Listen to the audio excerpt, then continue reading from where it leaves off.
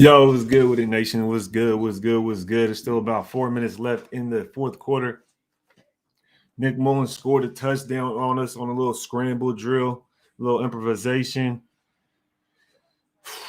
It's another game coming down to where the defense, could have made a stop. Then we closed the game essentially. But let's see what happens. See what the offense can go out there and do with a few minutes left on the clock. It's gonna be on the offense at this point. Offense got to score some points, but we're gonna have this post game going. Honcho's supposed to be pulling up, so we're gonna have something cracking off for the post game.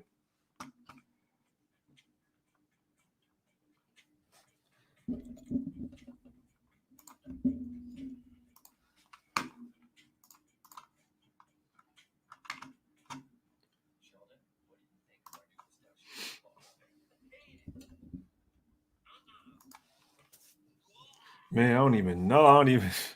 This is crazy, man. We should have had more points, though. In my opinion, we definitely should have had more points. This definitely isn't where we should be at. Um, in a position where the defense gives up a touchdown at the very end, and then now it's on the offense. I don't think we should be in this position. We should have had more points at the end of the day. Mullins should have never got that touchdown, but it's okay. It's okay. There's still time left on the clock. We'll see what's going. We'll see what happens. We'll see what happens, yo. See some people popping up in the chat. You know what I mean? We're just warming up. Appreciate y'all pulling up. I know a lot of people are live right now for the play-by-plays and stuff. I'm just popping up a little early for the post game. So we about to see what happens in these last few minutes. About to see what happens these last few minutes. Not really stressing it too much. Let's see. Oh man, I'm finna turn my light on real quick. See what kind of Gorilla Stank says. This is disgusting. Let's see what happens. Let's give it a couple more minutes. But at the end of the day, I'm not gonna say what I think right now because the game's still going on. But man, that's pretty tough to let Nick Mullins, yo, get that touchdown. Come on, man. John Fashenka says DC balling without weapons. Waller don't want to be here, and Morrow got to go. Yeah, we're gonna get into it after the game. Let's see what happens. Let's see if we can get some redemption plays. Let's see if someone can come up with a big play because that's what we need. We need playmakers. I've been saying it for a while now. We need playmakers. We need those playmakers. Someone to make a play. Like an actual big play, and that's what we need. You see Donovan Peoples-Jones. You've seen David Njoku make big time plays over the defenders. Our guys can barely even make plays without a defender in their face, with separation, with a good pass right into their face. So we'll see what happens. We still got some time left on the clock. Okay, let's make a play. We got to make a play though. Let's say what's up to everybody in the chat though. Don't worry, pulled up on us says we ready. Yeah, I hope we're ready for these last few minutes of the game. I hope we are.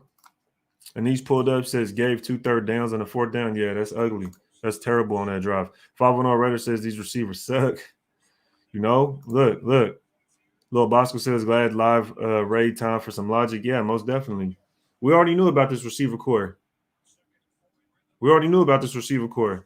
Now let's see who can go make a play when the game online. Let's see who can make a play with the game online. We knew about this receiver core though. We need talent.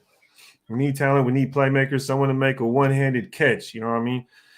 When it counts, somebody that's going to make a catch over a defender, moss somebody, break a few tackles. Right? We've seen Kelsey play against the Chargers, breaking tackles when the game was on the line. Right? Who's going to step up and make plays for us? We've seen Chubb down there making big runs, stacking up those runs in that last drive. So let's see what we can do here. You know what I mean? Oh my gosh, bro.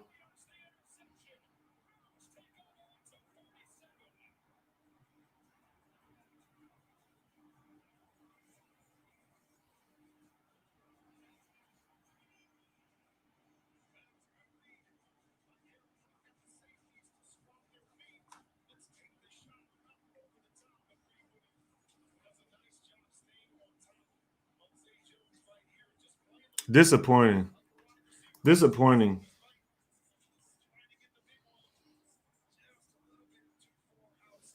Like I was saying, when we need somebody to make a play,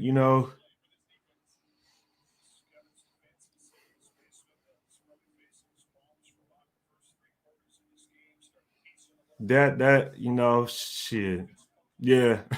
The first, you say Carr wants Zay to be Ruggs so bad. Yeah, most definitely, man. We don't have any playmakers, So I mean, all we needed was a field goal though, and we went out there and we tried to make it all back in one play. I feel like we could have went down the field a lot more strategic. I feel like we could have made a lot better plays than what we did right there. So I'm not sure why we had to take a big shot like that. I didn't really like that decision. I didn't like that decision. I don't feel like we needed to make a big play right there. I don't think that was needed. All we needed was a field goal. Just run the timeout. Damn, that defensive back got there before the receiver, and it's like, damn, bro, you slow as hell. I mean, let me not do all that, but come on, come on. That's we got to make something happen. Somebody need to make a play. We shouldn't have even been in this position at the end of the day, but you know what I mean. Call it what you want. Call it what you want.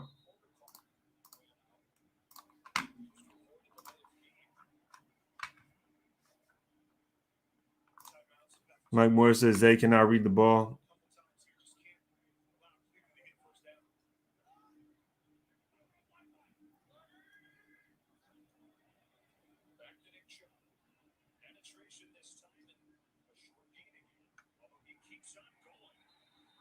Bro, we need to make a play, man. Somebody needs to make a play, yo. This is ridiculous. Where's our playmakers at?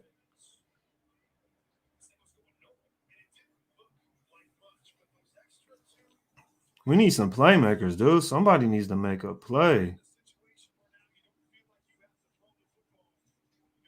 And I'm thinking in my head, like, why are we throwing the football? Like, why do we feel like we had to throw the football in that position? Why couldn't we have ran the ball? Like the Browns just did what we should have done. Run the ball. We're over here trying to throw a deep pass with the game on the line. I don't know. We didn't have to do all that though. Let's see what people are saying in here. What's good with everybody, man? I see JD in the building, Raider fan in 619, David Dowdy, Dave S, Anthony Velasquez. Yeah, well, this loss we will have the 10th pick.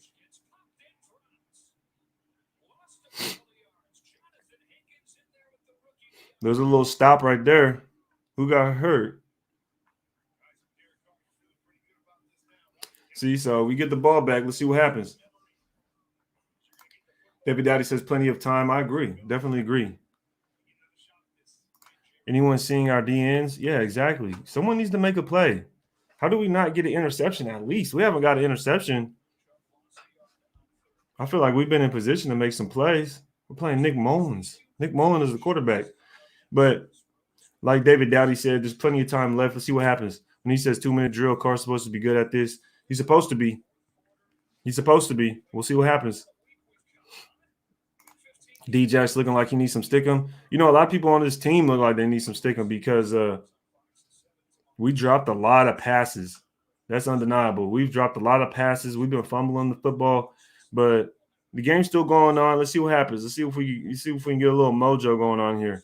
I don't think they would do anything crazy like fake anything because have plenty of time because of how much time is left and they're only down by a field goal. So they wouldn't want to put us right in field goal position, field goal range, I should say. So yeah, so 6 and 7, we're still in the hunt. With a win, it'll bump us up. But with the loss, like bro said, it'll give us that 10th pick. Definitely give us that 10th pick, which is interesting.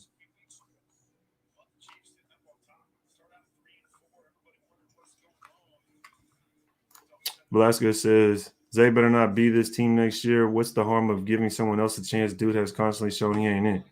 Well, I think that, yeah, I mean, I agree. But I think the thing is, he's not even supposed to be starting. And that's the problem with our team. We have starters that aren't supposed to be starters. Zay Jones wasn't. Where was Zay Jones on the depth chart at the beginning of the year, right?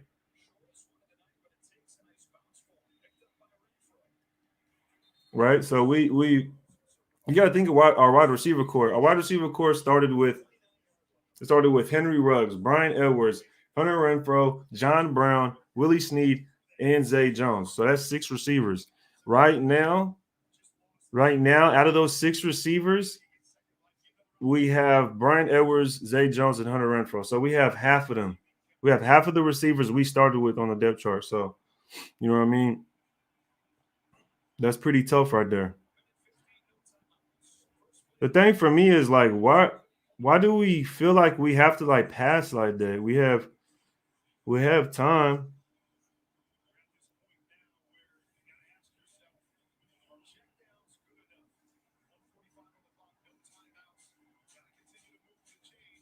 Incomplete pass, whatever. Let's see what happens.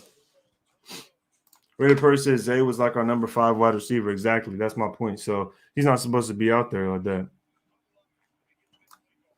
Yeah, I'm not forgetting Waller. I'm talking about our wide receiver core alone. Just our wide receiver core.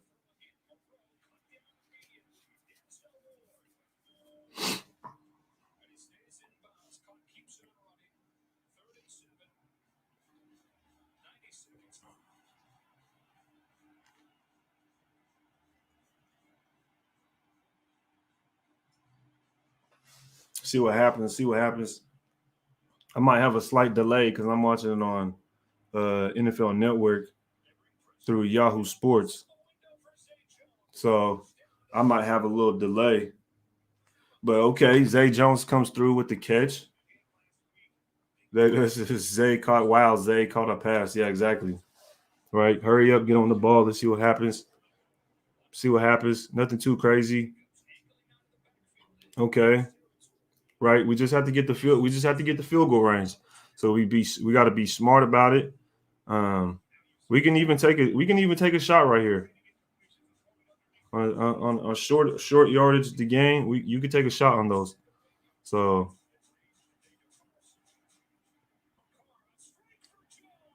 make a play. See.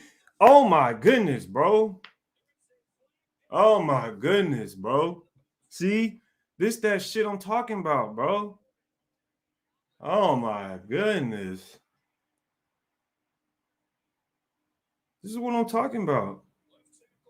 Shooting ourselves in the foot. We lead the league in penalties, and we're probably gonna lead the week in drop passes.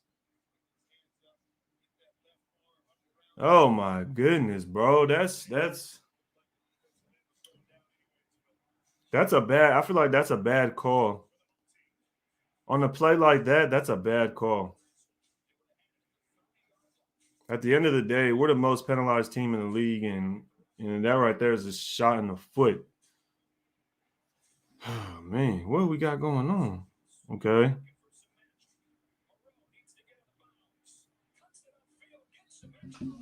Jeez Louise, bro. You said, bro, let's get real.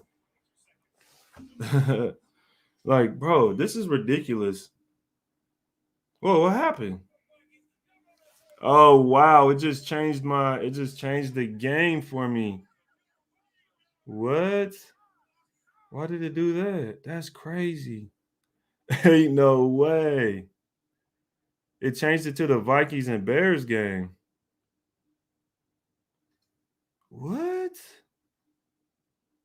That's cold. They just changed it to the Vikings and Bears game. Right in the middle, right in the midst of the why we're in the thick of it. They changed it on me.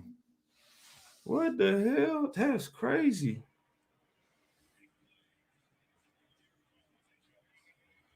Damn. 3 seconds left. Okay. Dang, that's crazy. They changed it on me when that big play happened. That's crazy.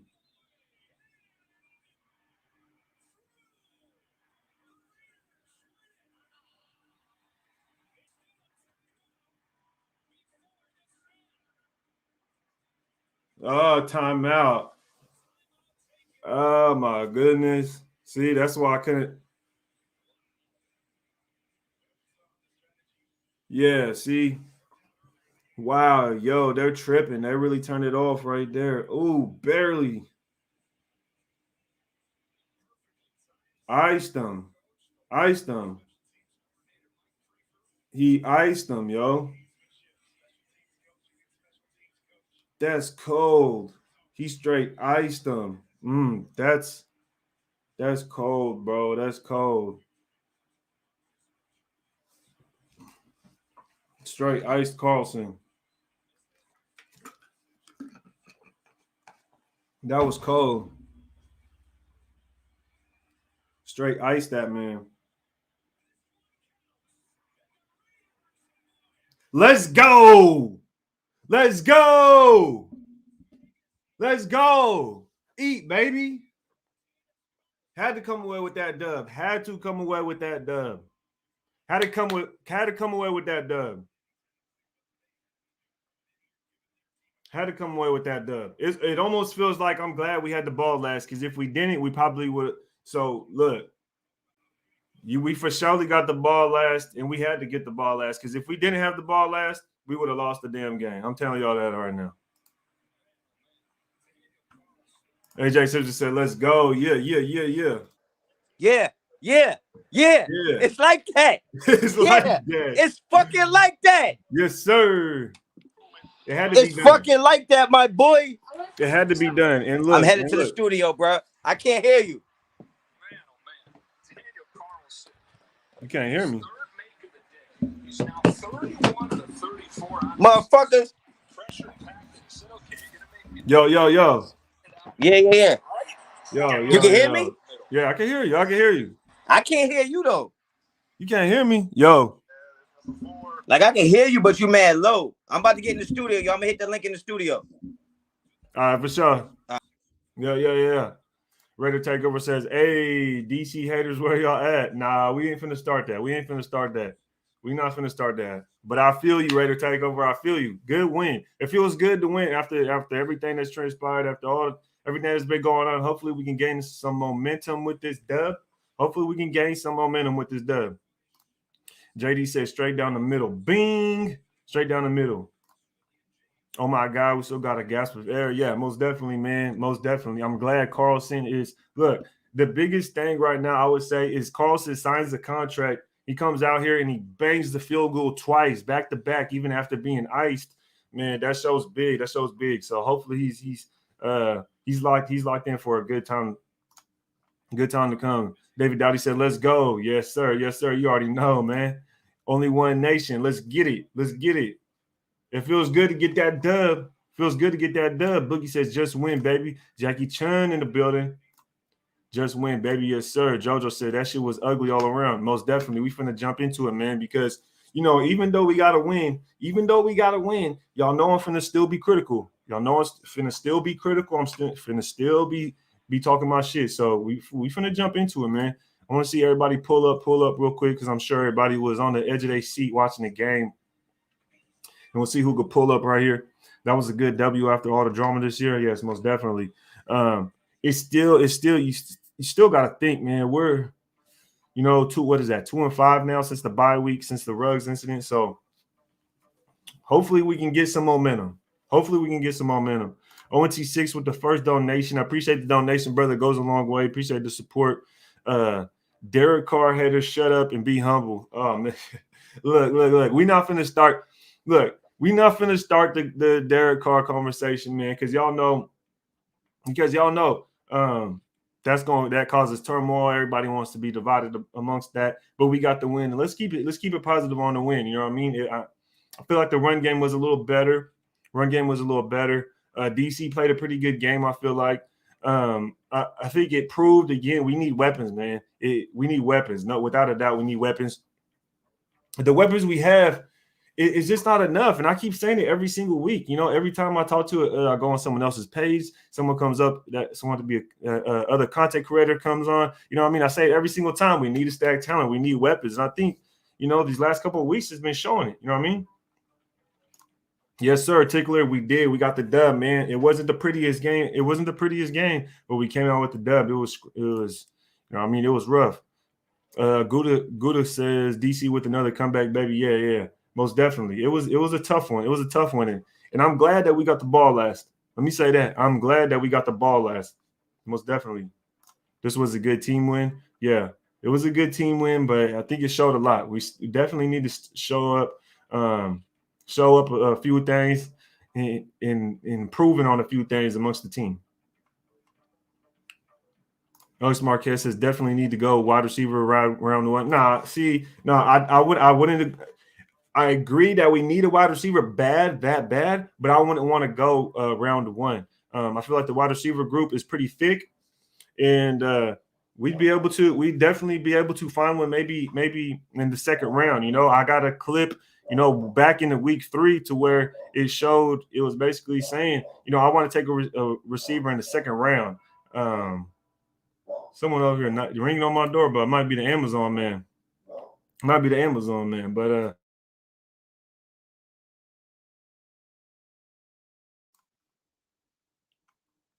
let's see. Marcus Cooper says Zayn Foster finally caught some passes at the end. Yeah, man, it was a bad game by our wideouts, man. Bad game for the wideouts. Where was Yannick and Max? You know, you would like to see them to show up, but I think in the kind of game this was, I don't know. I don't want to make excuses, but at the same time, you would think like Myles Garrett maybe would show up, do something crazy. He didn't really do too much. Self-made says, let's go. Where's the loyal to the soil? We calling each other out in the chat now. Raider Andy with the support with another super chat. Appreciate it, brother. He says, not the best game, but I will effing take it.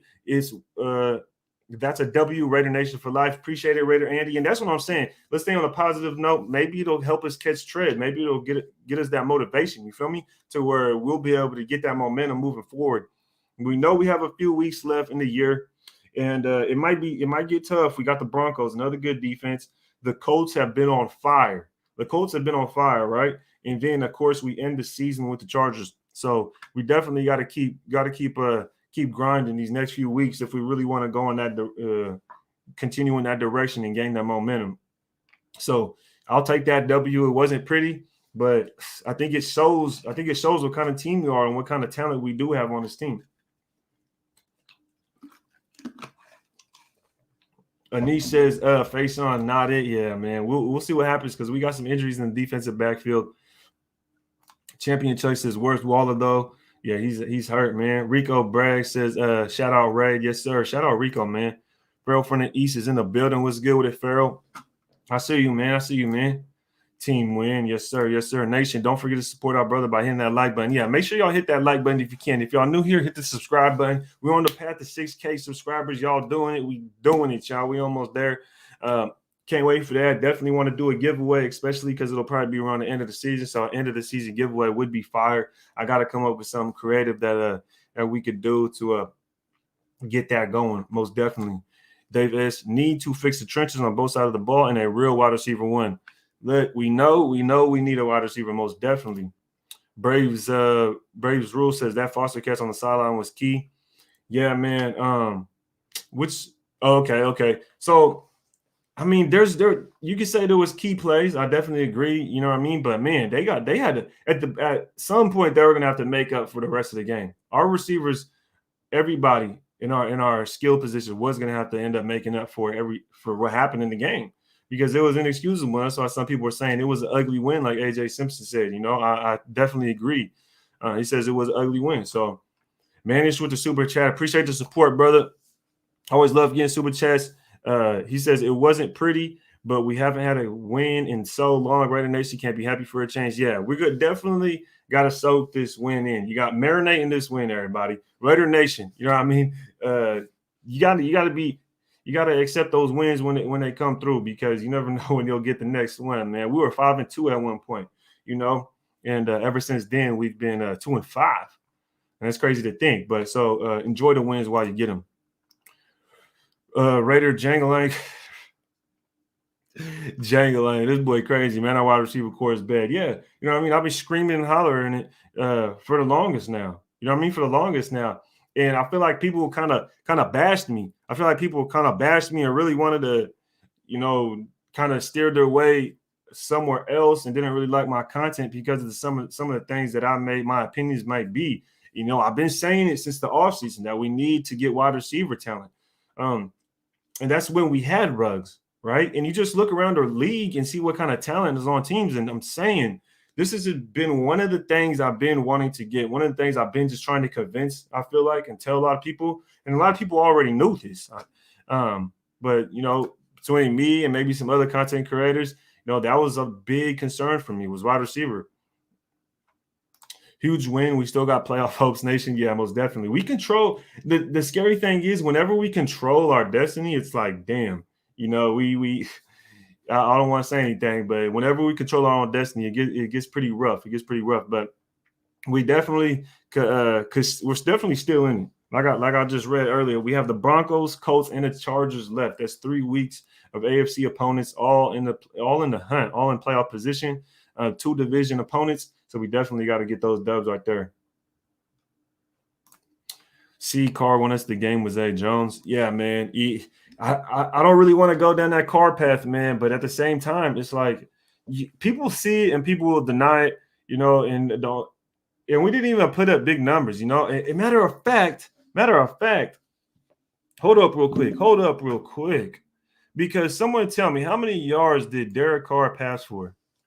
How many yards did Derek Carr pass for? Let me see this. Let me see these numbers. Exactly how many yards? Because I'm not sure if December 20. Okay, let's see. I'm not sure. So this technically, I believe, is the first game we've won since with Derek Carr not throwing for at least 300 yards, right? Because that was always the number. And that's what everybody would always talk about, 300 yards. Derek Carr has to get 300 yards for us to, get that dub. And you can see right here. Let me see if I can move this. And y'all can see right here. Oh, that boy got 236 yards. So this is technically, I think this is actually the first game we won without Carr throwing for 300 yards. So that's pretty interesting. And what's crazy is, This isn't bad. This isn't really too bad, because if you told me a guy got, well, it's not the greatest, because you look over here, you got 23 for 91 from one guy, and you get the 15 for 52, 5 for 34 from another. And Peyton Barber was actually looking like he was able to run a little bit better behind that offensive line. We move down to the receiving core. Let's see what we have. It doesn't show the drops, but it does show the targets.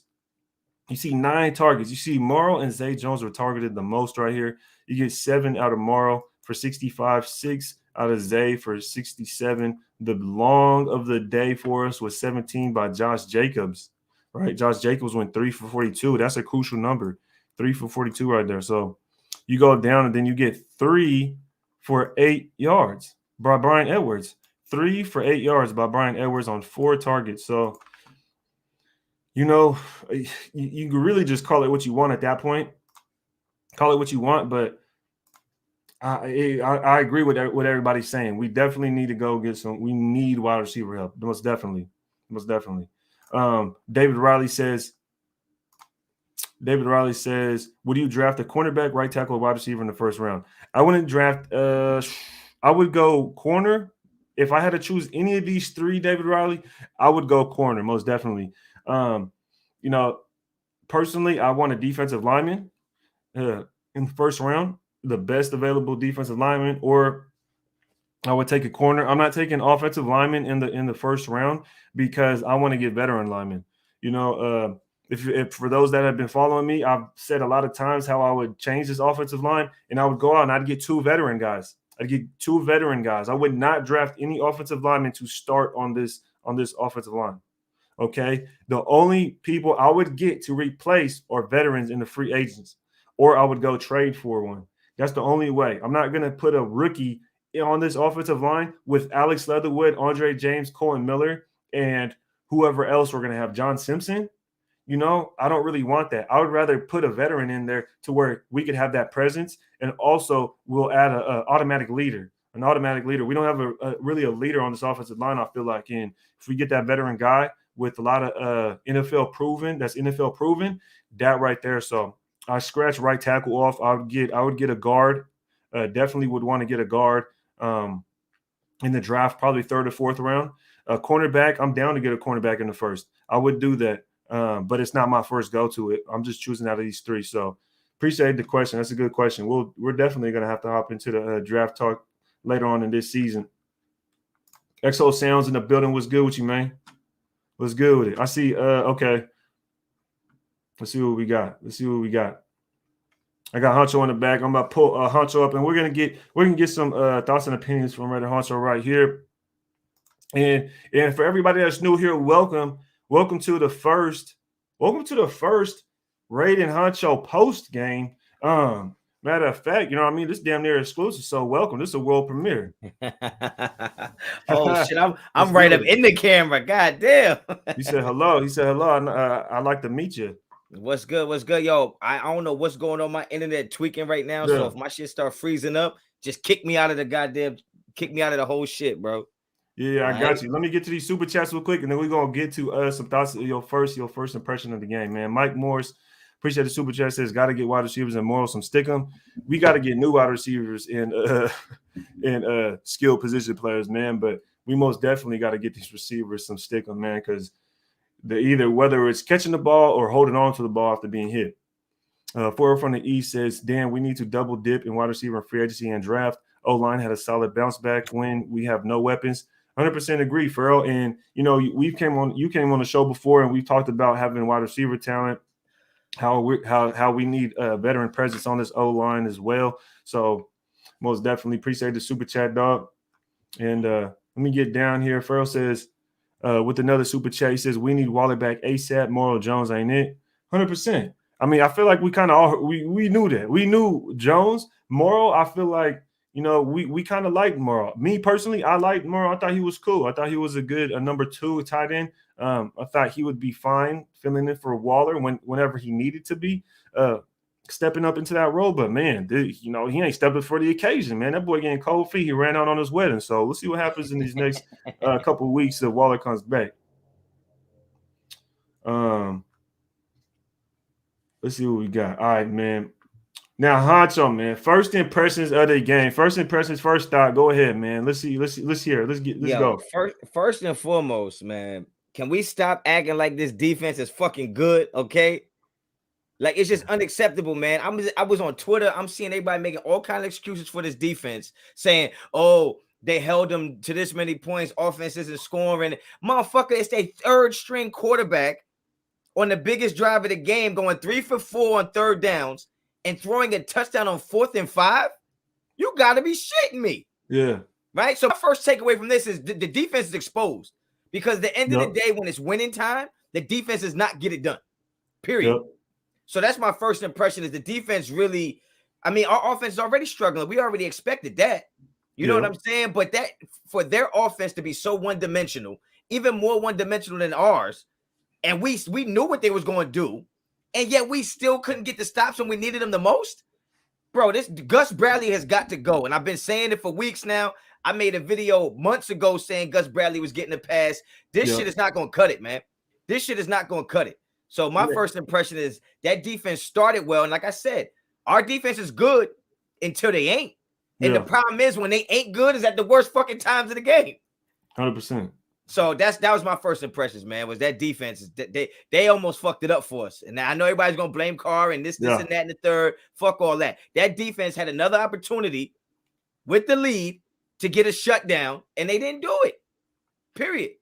Yeah, and that's kind of what I was saying, man. I was like, look, I want the offense to get the ball last, because if the defense is on the field last, I was like, we're not winning, and that's how I felt. You know, that was my opinion, and I was glad we got the ball last with a little bit of time left, and all we needed was a field goal, because that made me that much even more confident. All we needed was a field goal. All right, bet. You know what I mean? Yeah. We could run that up. You know, what is that? 30 yards. If we get decent field position, we probably got to go 30 yards. So I feel comfortable about that. As far as leaving the damn defense on the field, like you were saying, to make the stop, to win the game, I didn't have that confidence, because, you know, I've been saying, you know, the last few weeks, every time I said, look, overtime. How do you end up in 3 overtimes when you're leading the game? you know what I mean, with 2-3 minutes left every time, is because the defense isn't the type of defense that's going to close it for you. Yeah. So I totally agree with everything with that first impression you got, man. What was your thoughts as far as that was the defense? And like you said, I mean, they didn't give up a lot of points, but you got to think they're dismantled, right? We already knew they're just going to run the football. Yeah. You feel me? It's almost like that Patriots and that Bills game, right? But the thing to me is that the fact that Gus Bradley going against a guy that 2 weeks ago was probably working at Subway, you couldn't disguise nothing to confuse that boy, to make him get in the audibles and check into things that were the wrong looks. Like, you didn't do nothing to put no pressure on him to make him uncomfortable with just coming to the line of scrimmage. That's the part of Gus Bradley's game plan I don't like, is that it looks very, very upfront. What you see is what you get. And I think that Abram being a good player and Max being a good player and Yannick being a good player, it's a deodorant to how poor the scheme is, because they're good players. So they'll shine and you'll think it's because of the scheme. No, those players was already good. Max was already good. Abram already had flashes of being good. Yannick was already good, right? Casey Hayward's from a whole nother team. So it's not like the scheme is why they're good. These are players that already had success. So it's just like, I don't know, man. I just was very disappointed in the fact that we couldn't confuse that man back there and kind of have him doing what we wanted them to do. It looked like they did whatever they wanted to do. Yeah, most definitely. And I mean, while run game is the knock on the defense, right? For the whole season, it's pretty much been the knock on the defense was the run game. This game, I feel like they did decent, but it's like you go into the game knowing they already gonna run. You know, so it's kind of hard, but at the same time, you know, like you said, you already called it out weeks ago when you said you wanted some changes as far as the defense. And me, I was kind of on the other side. You know, I feel like our players weren't making the plays when they came to an occasion. And I'll be the first one to say I did say I like Bradley, but at the same time, you know, he's just too. You're right. You know what I mean? And a lot of people were right about it being too conservative, about it being too backed off, about it's not creating pressure, creativity, confusing the quarterback, being the one that I'm gonna go out there and win the game. I'm not gonna sit back and kind of chill. So I definitely agree with that. I like the players he chooses. But his scheme is not built for you out. All right, my boy. The scheme is not built to stop this. Little Honch. I see. That's my man's. But the defense is just not built to stop the way the NFL is run today. And and I always said our best games on defense when we're playing against guys that aren't explosive. Once again, this Browns team, not very explosive, and yet somehow they managed to get first down when it counts the most. And everybody told me it's because, the offense is going 3 and out. The offense is going 3 and out. Well, the time of possession says we had the ball 34 minutes and they had it 26 minutes. So we held the ball this game. So what's the defense excuse now? Oh, they tired because they're on the field so much. And I try to tell people they on the field so much because they don't get off the field when they need to get off the field. And that last drive showed you. And I know a lot of people say, well, they got the 3 and out when we needed it to get the ball back to win the game for the field goal. But that's a layup. Every fucking play, you can kind of stack the odds. But when you're in a position where you don't know if they're going to run and pass, Gus Bradley doesn't seem to know how to stop teams that way. If you know that they're trying to run the clock out, you'll probably get a few stops. Gunther did the same thing, right? But at the end of the day, Gus Bradley does not put enough pressure on offenses and quarterbacks, especially when you're the backup. We went against Brissett. We've been playing backup quarterbacks, and they still seem to have some type of success. And these games are way closer than they should be. Yeah, for sure. It's just crazy to me. No, 100% agree. You know, we brought up the same points multiple times, you know, and you brought up the game with Jacoby Brissett. You know, we're winning that game. We're winning that game, and there's 2 minutes left, and you let Jacoby Brissett march all the way down the field to score to put us in overtime and risk us, you know, potentially losing the game.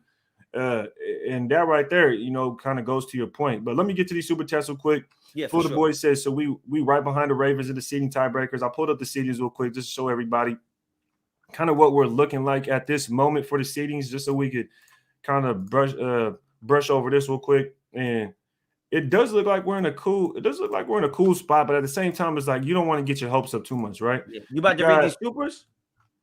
What was it? No, I gotta mute my joint real quick. And I got it. Yeah, you good. And so you got us right here behind Pittsburgh. and we beat Pittsburgh. We beat the Steelers. We still have the Chargers and the Colts. So this playoff look is going to be interesting, man. This playoff look is definitely going to be interesting. Let me get to the appreciate the support, brother. Raider Andy says in the first, interior offensive line, interior defensive line, and second, cornerback, wide receiver. Yeah, I definitely agree with interior defensive line and second round wide receiver. I definitely agree. I've said it, and I definitely want to grab a wide receiver in the second round, definitely. And in the first round, I want to get the best available defensive player, really. You know what I mean? I don't care if it's a corner, if it's a linebacker, if it's a defensive tackle. I definitely want to go get the best available defensive player with that first pick. I do not want to go offensive line. I want experienced, veteran offensive linemen that have NFL proven. Okay, I do not want to go get some rookie, inexperienced guy. So that's just my opinion on the offensive line in the first round and in the second round, for that matter. JR65 says Renfro getting the Megatron treatment. Yeah, lightweight, man. He was getting doubled on that play where Zay Jones on that third down. Zay Jones hit that out route on that nice little out route on the sidelines. Fucking Zay Jones, bro. DV want to say Littleton is bad. Yeah, for sure, man. Littleton, personally, I don't think he's that bad. I don't think he's that bad, but it was not a pretty play today. That was not a pretty play. Shout out Jesse. Shout out Jesse. What's good with it, man? He said, why is Zay Jones always diving for the ball? That man, he needs to locate the ball and just run for it. Like, he's always like, bro, how did the cornerback looking? How did the cornerback get to the ball before him on that? Yes. Yeah. That's what I'm talking about. I'm like, bro, you're diving for the football and the DB's running. No, you gotta talk to your mans, bro. You gotta talk to your man Sanjeet, bro. Because I was about to spaz on Twitter, yo. Like, I'm about to spaz, yo. The shit I'm seeing on I'm just saying, yo. We know I support Carr. Yeah. But y'all so hypercritical of Derek Carr and just don't say shit about nobody else. No, like, 100%. I hear you, bro. I hear you. Derek Carr fumbling when he probably thought his knee was fucking out of the skin. Like, that's terrible.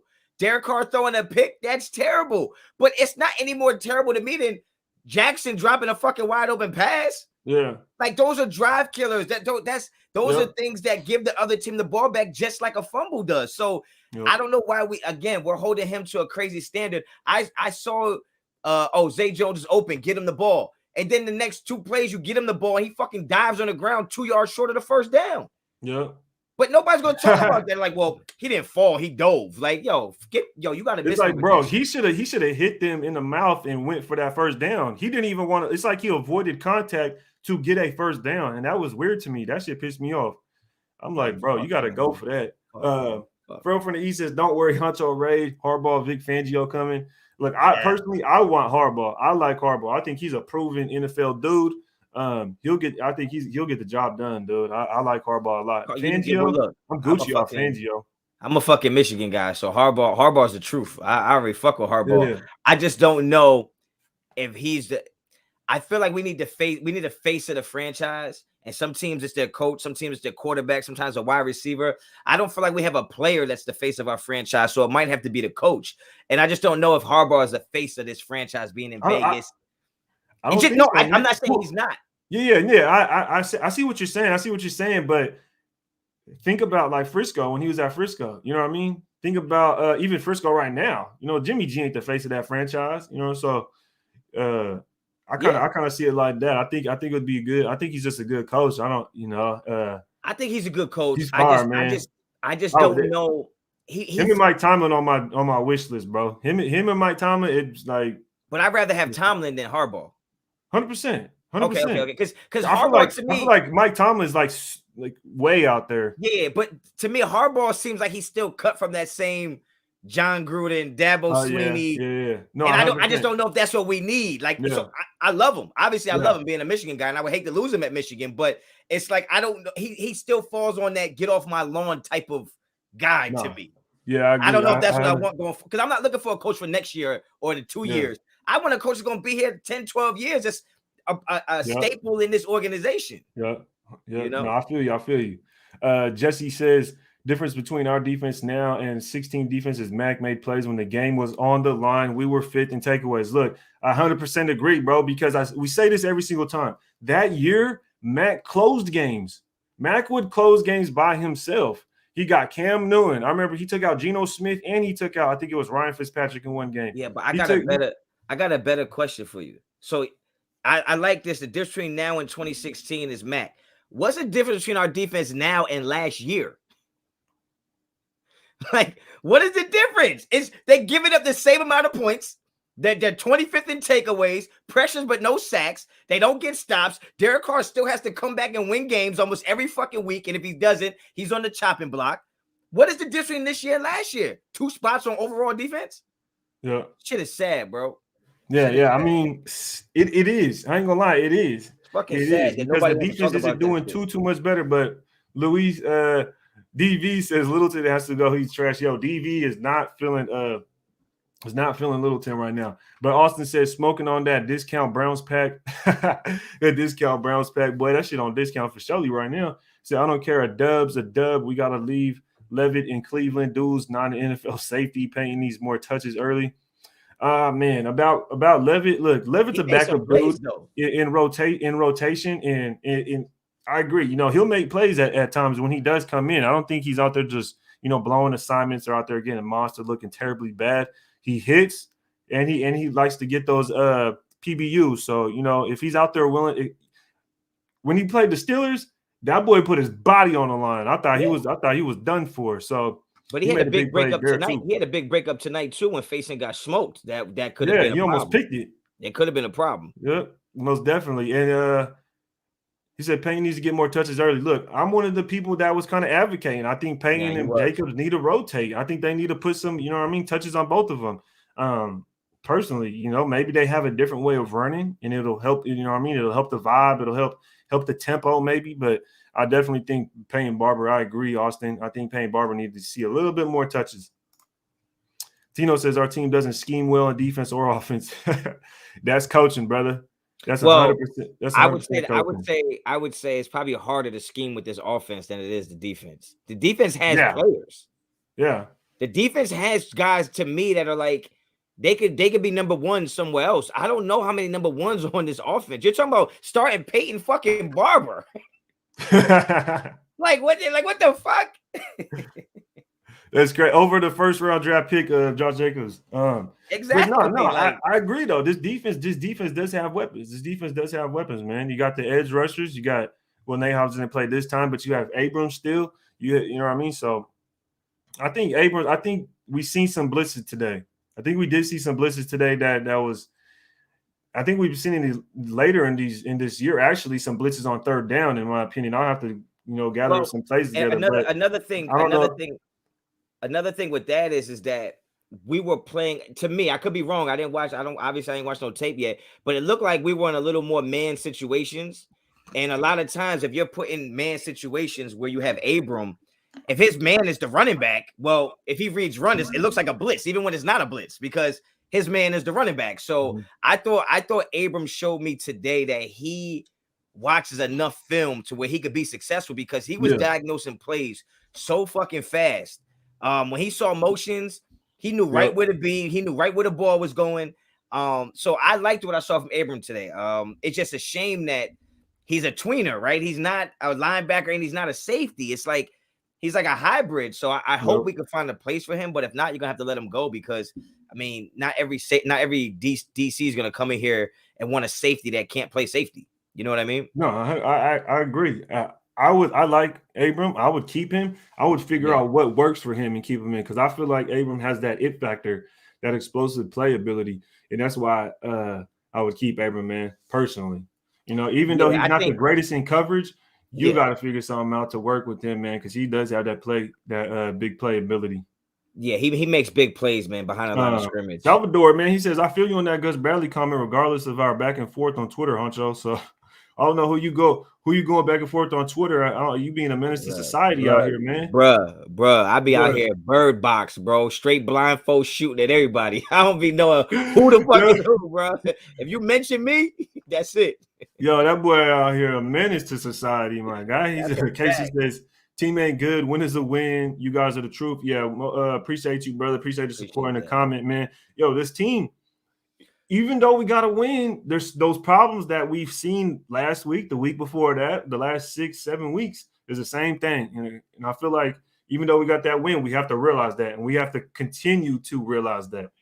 Yeah, you know what's crazy is that everybody, I know the Carr distractors and detractors and whatever the fuck you want to call them, it's only gonna think about Carr fumbling and Carr throwing that pick, but the mobility Carr showed in the pocket today, especially in the first half, man, like getting out of the pocket, extending plays, getting people open. The one he hit Deshaun Jackson on, I mean, the PI he got down the field when he broke loose containment there. I think that Derek Carr played a really good game, in my opinion, man. I thought he made all the throws when they counted the most. Obviously, that pick was trash. I was upset with that. If you take away some of those drop passes, though, I mean, Derek Carr's almost had a 300-yard game in a game where we thought he wasn't going to be able to throw the ball. Yep. So I thought the offensive line needs to get a little bit of credit. I thought they played well for the most part, especially on passing downs. I don't know what's going on with that run block, and I really don't. But I thought the line played well. I thought Derek Carr played well. And it's just a shame that, once again, Derek Carr has to do what he did against Dallas, right? Get the ball last, and it's a field goal that wins it. So everybody wants to give the credit to the field goal kicker. I already seen it. Oh, good thing we got a good kicker. Like, not many quarterbacks that you think are weak, right? We think Derek Carr is good. But if you thought Derek Carr was ass, not many ass quarterbacks are going to throw an interception and then 2 minutes later come down and drive down the field almost fucking perfect and get your team a victory. Ass quarterbacks, trash quarterbacks don't do that. So I really hope people start understanding that if you actually put a team around Derek Carr, we'd be really, really good. We'd be really good. Personally, I don't like it's been probably 3, 4, 5 weeks since I've even want to talk about Derek Carr. Every time it comes up, I'll be trying to ignore it. But what I would say is the people that don't like Derek Carr don't like him for reasons off the field. There's going to be people out there you cannot change their mind. It doesn't matter what he does on the field. It doesn't matter any of that. I think they just dislike him for other reasons, and it's just it's just hating your heart.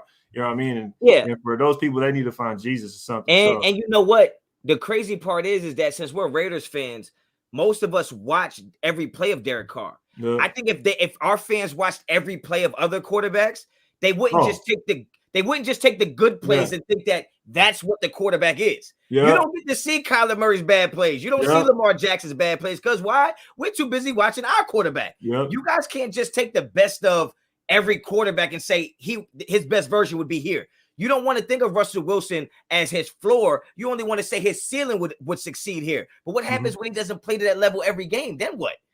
And I think that they're not seeing every play of every other quarterback. They see Derek's highs, lows, middles, everything. And I think that's why they have such a skewed or jaded perspective of Derek Carr. Hey, you just dropped a video kind of touching on that subject. You know what I mean? With the Colin Murray and the Tom Brady. And personally, I was thinking about, we got a different kind of perspective, logic, whatever you want to call it when it comes to this quarterback thing.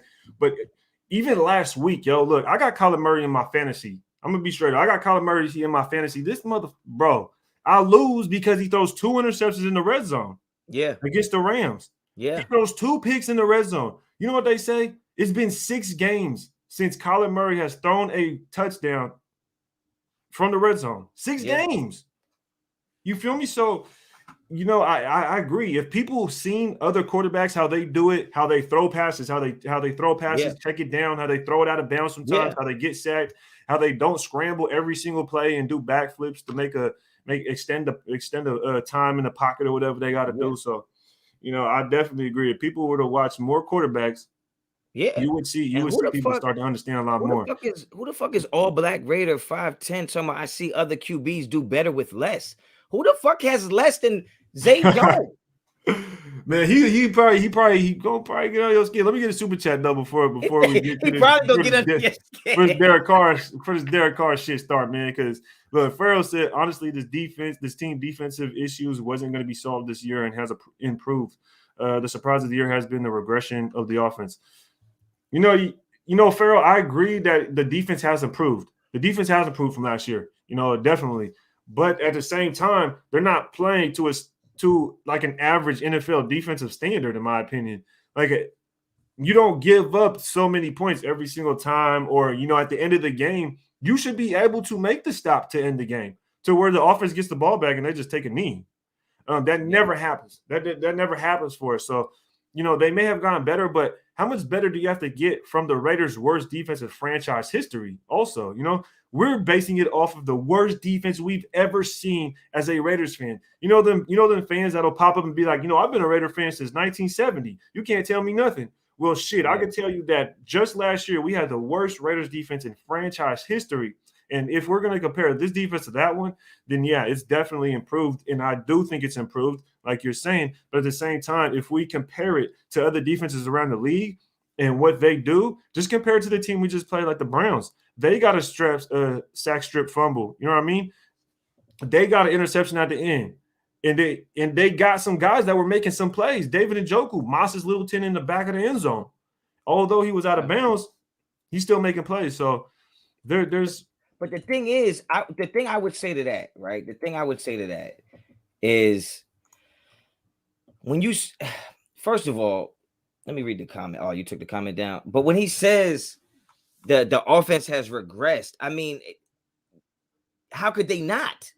Yeah. How could they not? The guy who built the offense is no longer here, right? The offensive line that was part of the offense is no longer here. Yeah. The receivers that you had in the offense is fucking no longer here.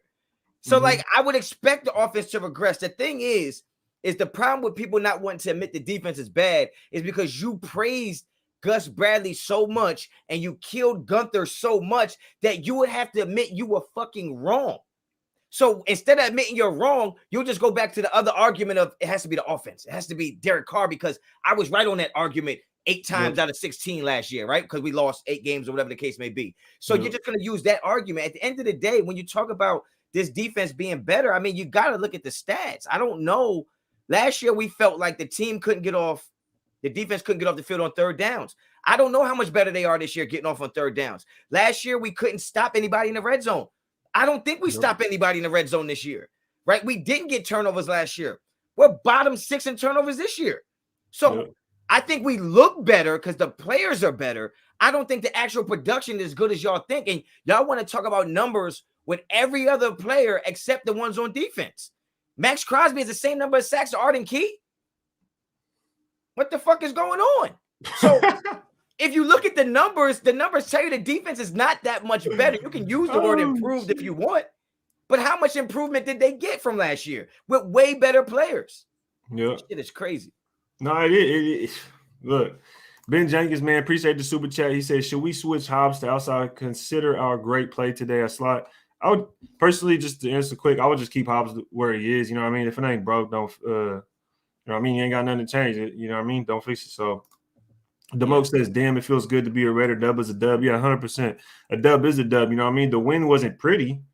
You know what I mean? The win wasn't pretty at all. It was an ugly win. But a dub is a dub, and we are still in the, you know what I mean? We're still in the playoff fight. After everybody, kind of counting us out, we're still in the playoff fight. You know what I mean? We're still in the thick of things. I said we would finish the season 4-1, man. We 1-1 right now, so we gotta win. We gotta win out.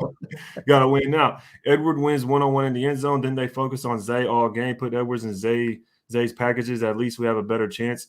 That's the thing though. Brian Edwards had opportunities 1-on-1 in other spots, and he either dropped the pass or he didn't make the catch. He got 4 targets. We looked at it earlier. You got to think about it. He got 4 targets, 3 catches for 8 yards. His long was 8 yards. So that means he caught 2 passes. You know what I mean? He's making out here getting passes that aren't even. And that bitch fumbled. We got it back. Call it what you want, but shit. Call it what you want, but look. We need playmakers at the end of the day. I'm not going to keep going back to, we need to throw it to Brian Edwards. We need to throw it to Zay Jones. We need to throw it. No, because first it was Morrow. Morrow ain't doing shit. So you're not going to say, oh, no, we need to stop throwing it to Zay Jones or throw it to Morrow, because you can't say that shit. You're saying stop throwing it to Zay Jones, stop throwing it to Morrow. Who the fuck is he going to throw it to? Yeah. Just Renfro and Edwards the whole game? This is what I don't understand. So he only has 2 options, and out of those 2 options, only one of them is actually good in Renfro. So for me, it's kind of like, bro, you can't say stop throwing it to this guy, throw it to that guy. Like, come on, man. We need weapons. At the end of the day, quit saying throw it to that guy, throw it to this guy. No, the Raiders need to go out there and get true talent, because the players on our team aren't up to that level that we want. You know what I mean? So JR65 says, okay, got a W. Now we are going to face the Colts and Jonathan Taylor. Are we going to pull off a win? or do you guys think we are going to get run over and lose? I'll go ahead and let you take this one, man. We play the Colts next. Now we play Denver next. Yeah, we play Denver next. Yeah. So we played the Colts after Denver, and then the last game of the year. Yeah, so I think we beat Denver. I think we beat Denver, right? So and then we go into. I think and I think the Colts lose to Arizona, right? I think they play Arizona. I think they lose to Arizona. So now we're playing. This is a playoff game at this point. I mean, today was a playoff game. Yeah. So now we're playing the Colts as a playoff game, and we're indoors. I might go to this game. I don't know. I'm 0-6 in person, so I don't know. But we indoors. We don't got to worry about the weather. Hold on. You're 0-6. What games have you been to, though? Have they all been at MetLife? Nah, yo. I seen these motherfuckers lose to the Dolphins in Miami. Oh, never mind, man. Bitches lose to Baltimore. Tell your ass at home. Yeah, you know what? You're right. But I think you go into that Colts game, and hopefully Denzel Perryman is healthy. Hopefully Hobbs is back. Right? I think that's a 50-50 game, man. I think once again you have to try to sell out and stop the run. I think they did that for 3 quarters today, and then I think they got even if you look at the last drive the Raiders defense had before halftime was trash. If he don't miss that fucking field goal, we probably lose this game because of the defense. Yep. So I think I don't want to think about Jonathan Taylor right now, only because we got Denver first, and I really want to smoke them. No, 100%, man. Got to focus on that first opponent before you start looking ahead, because for sure. I remember when I believe we were playing the Bears next, and they were saying how we were preparing for the Bears and another team at the same time, or we were doing something weird, like we were playing the Chargers, but we were preparing for the Bears the same week we were playing the Chargers, and we ended up losing both games, so I didn't like that. So you got to definitely look at the only opponent you got ahead of you right then. So definitely got to go out there and beat that Broncos team first. But Jesse says, appreciate the super chat. He's back with a super chat, man, to support. Look like you out of Oakland, man, out there thugging it. He said difference between this year and last year, Honcho is Harris ain't our free safety. LOL, nah, our defense still stinks. I'd play all 4 downs if I played us. I mean, look, at the end of the day, I'm looking at a few things that stand out to me, right? So last year, our defense was giving up 28.3 points a game, right? This year, they're giving up 26 points a game, right? And then you go look at, when I'm looking at, I think our rushing yards, like our team is bad at stopping the run. So last year, we were giving up 125 a game, right? This year, we giving up the exact same number, bro, 125 a game. When you talk about interceptions, last year we had 10 picks. This year we had 5. Like, what? So and we only have 3 games left? That's what I'm saying. So what are we actually talking about when we say, and we probably play worse quarterbacks this year? Like, honestly, we probably play worse quarterbacks this year. That's tough. Like, so when we talk about that defense, the difference between last year and this year, bro, the only difference is you like the coach more. You like Hobbs more than you liked LaMarcus Joyner, right? You like Hobbs more than him. You like Trayvon Merrick more than Eric Harris. But at the end of the day, the numbers don't back it up, saying that we're much better now than we were last year on defense. No, 100%. That's how we don't pick off Mullen. That boy out there. That boy out there spitting facts. But Mulligan says Tom Brady has multiple champions because of Adam V. Yeah. Well, definitely. Adam V out there. I'm not here to take nothing away from nobody else. Like, I always say Carr has played in bad in situations, but I think Carr gives. No, I think Mulligan's just saying like Carr got the dub. Like, people try to say Carlson got the dub, not Carr. He's just saying like Tom Brady. I agree. I agree. But look, if we had lost that game today, everybody would say we lost because Derek Carr threw an interception when our team was already losing, which is bullshit anyway. If I throw a pick when we already losing, you can't say it's my fault we lost, motherfucker. But I know everybody would have said that. So how is it not Derek Carr that won us the game after he got us a score when we were losing? So fuck that. The logic gonna get thrown right out the window, brother. Pacey and Cunningham says Abram would thrive as a weak side linebacker. We didn't play great, but it was nice to not see us play terrible and to do enough to win. Run D was impressive. Yeah, we kind of touched on it earlier. The run defense did look cool. Chubb still had over 90 yards rushing today. You know what I mean? Even though we knew he was gonna run the football. So that's kind of a tough number to, if you look at it, kind of stands out to me. Also, it wasn't the prettiest win. It wasn't terrible, like you said, it wasn't terrible, but it wasn't the prettiest win, man. And we did do enough to get the win, but we still see improvements that need to be had. As far as Abram playing weak side linebacker, I guess we'd have to see him play it, because personally, I feel like he's kind of small. There's guys like Keanu O'Neal. He used to be a safety for the Falcons. He plays for the Cowboys now.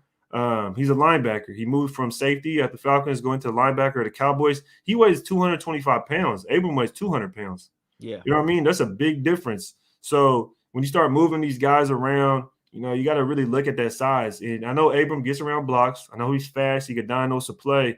But at the same time, maybe we'll have to see. He'll just have to get him there. I know he's in the box a lot. I think he could do it. I think he could do it. Yeah, he's in the box a lot. That's what I'm saying. When people say, linebacker, it's almost like, dude, you just take a safety, you put him in the box. He's basically a linebacker. You know what I mean? Depending on his assignment. So it's different. What was old boy from the Rams, London Fletcher? He was small.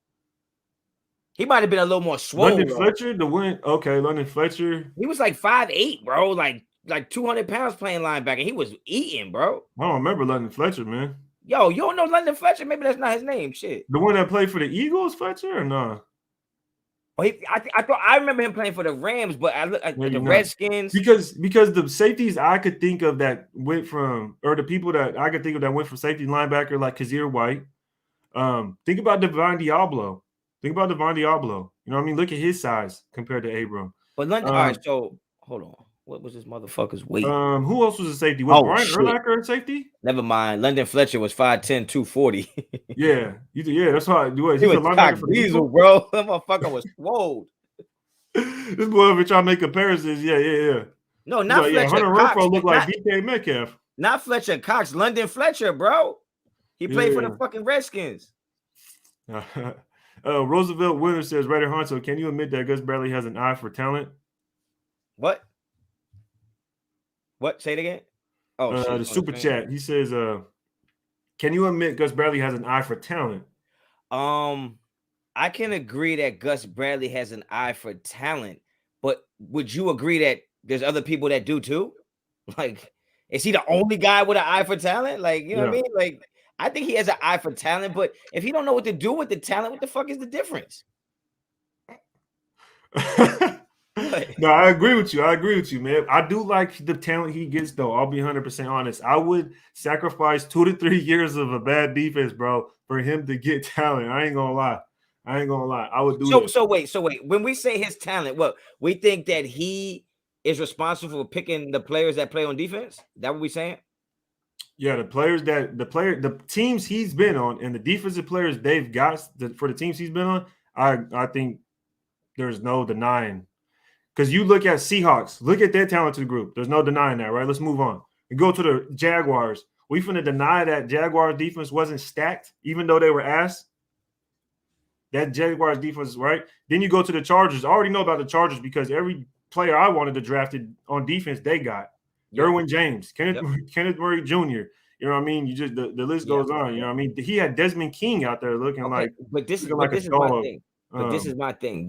I don't disagree with that. So yeah, for the super chat, appreciate it. I do agree.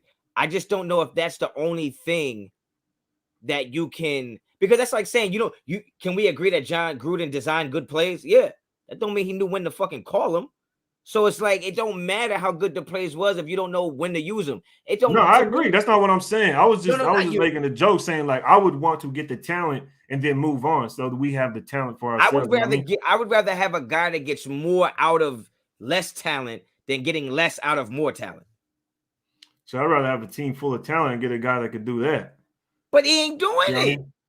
That's what I'm saying. His ass gonna leave after a couple of years when we get our talent. Shit. Let me ask you. Derwin James and we get Carr. You're willing to waste. You're not waste. You're willing to sacrifice Max Crosby's youth with a guy that you don't even know if he's ever going to get more out of it, because we've had numerous players say that Gus Bradley's defense is pretty plain and simple. It's the same every week. You think that talent can outplay that scheme? I don't think it's about what I'm saying is it's not about it being good or not. I'm talking about actually stacking up a team with talent. And it's kind of the same way as me saying, look, if we can't sign a quarterback, we can't sign a quarterback, but we better go out there and make sure that offense is built for a rookie quarterback to be successful. That's kind of what I'm saying. Because you're not going to be, and what I'm saying is basically almost like a bridge. Basically like a bridge. If he can get talent, he gets the talent. Then we get, because think about who the Chargers defensive coordinator is now, right? And then you go out there. No matter how many good players the Chargers had on defense, I was never scared of them. I mean, you might say that, but there's been times where it was like I wasn't like I never felt like I mean, the Chargers defense is talented now, and it's like I still feel like they're beatable. Like they're not like I'm not afraid of that defense. Like, you know what I mean? Like Seahawks defense was like that was a different level, right? Like Baltimore's defense is different level. Denver at certain times different level. Like I think that Gus Bradley has good players. Right, he does identify talent, and I think that's what kind of masks the fact that he's not a good play caller on defense because players will make plays eventually. I mean, talent is talent, but at the end of the day, I'd rather have a guy. There's already enough talent on this defense to be really successful, and they just don't feel. It doesn't feel like he's scheming it up properly. Is my fear is that I don't know if he can change that. He is who he is. John Gruden was who he was. You know what I mean? So I don't know. No, I hear you. You want a different scheme. You want it to be played different. So I agree. I just want motherfuckers to leave our game like, yo, win, lose, or draw. Yo, that defense, yo, every play they was hitting us. That's what I want. That's what I want.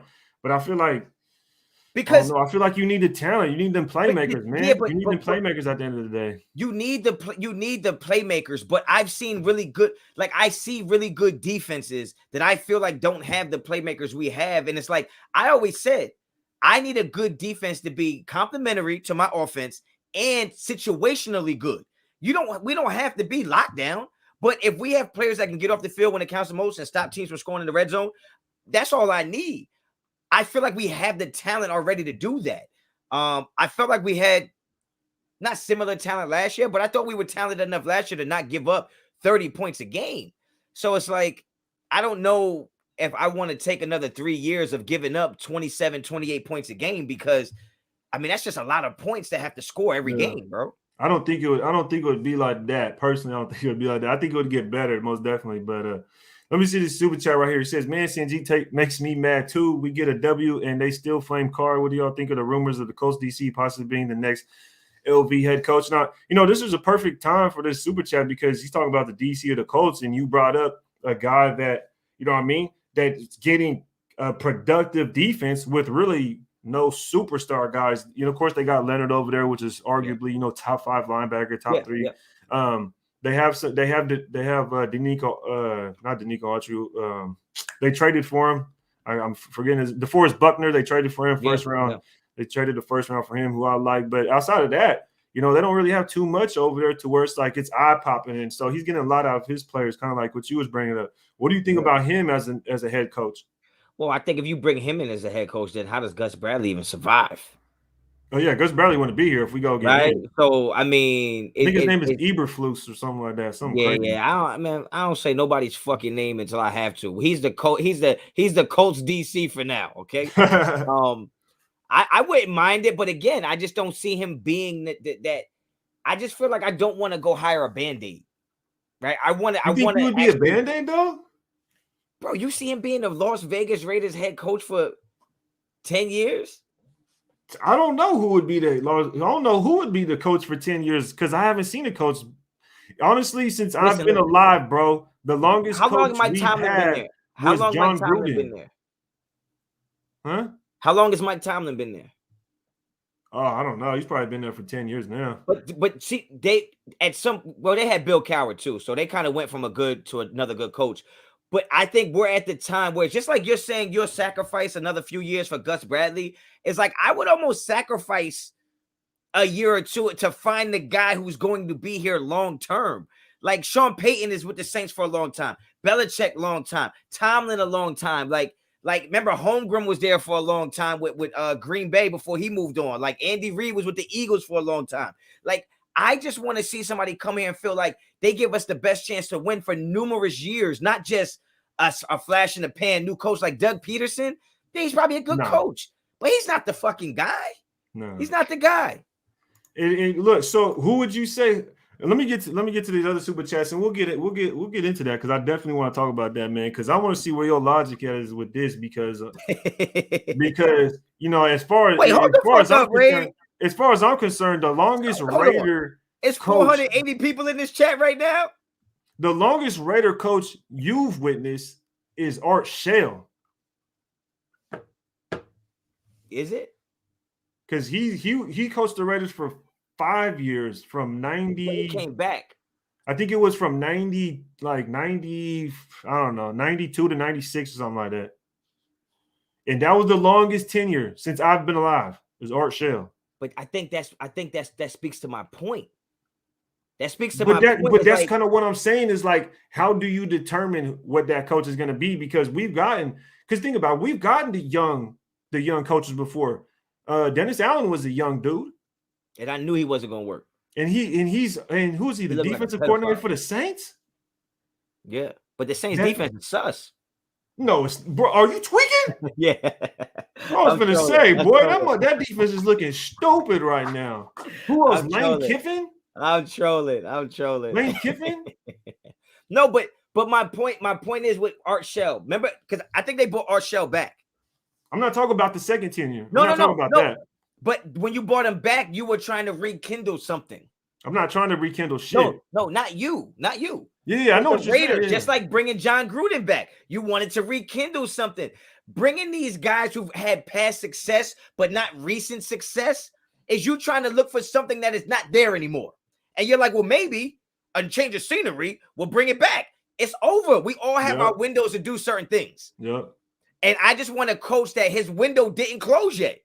So I can't tell you who that's going to be. It could be any one of these guys, a plethora of guys you can name, but some of them just don't look like they fit the bill of what it is to be that identity building, that culture changing shift in an organization. Like when I think of Doug Peterson, it's like, I just don't think he's the type of guy. But there's not many guys. The thing is, there's not many guys. Matter of fact, shout out Sanjeev though, man. He might make you mad, but Sanjeev's still my boy. He got a different perspective. Shout out Sanjeev though. Sanjeev don't make me mad. Let's go. Let me go down because I just think he be pandering. So with that being said, if Locke is the start, do we win? We win no matter who. I don't think it matters who the quarterback is. We have to get that dub. We win no matter who's there. Fire Gus and hire him as a talent coordinator? No, I think Gus Bradley would find another DC job easily somewhere else. Easily? If he did. Yeah, easily. I think easily. I don't think he would go to be a talent coordinator, honestly. I don't think he'd be a talent coordinator. No.